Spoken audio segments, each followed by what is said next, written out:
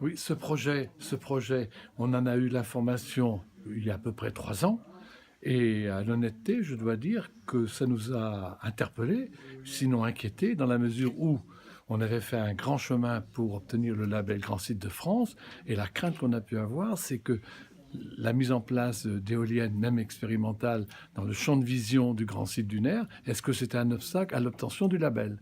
Mais on a été associé, et ça je trouve que la préfecture du Morbihan a bien joué son rôle, on a été associé dès le départ aux réflexions pour l'élaboration de ce projet, avec la société Eolfi. On a été informé régulièrement du dossier, la distance des éoliennes, les inquiétudes qu'on pouvait avoir, comme les marins pêcheurs avaient des inquiétudes, nous aussi pour la préservation de l'environnement et le développement durable, on avait des inquiétudes, mais comme on a été associé dès le départ, on a pu donner notre point de vue et la qualité des relations et la qualité de l'échange a fait qu'on a travaillé dans un climat de confiance qui aboutit à cette convention qu'on signe aujourd'hui. On va rester en veille, on va rester, pour parler un gros mot, on va être des lanceurs d'alerte pour savoir s'il y avait des dérapages dans les années qui viennent, interpeller l'entreprise pour éviter des erreurs qui pourraient intervenir. Et eux, de la même façon, peuvent nous interpeller pour nous dire si, dans les projets à 6 ans, puisque le label est renouvelable tous les 6 ans, s'il y a des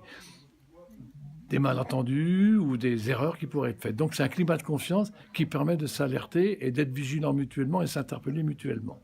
Quelles sont vos obligations pour obtenir ce label?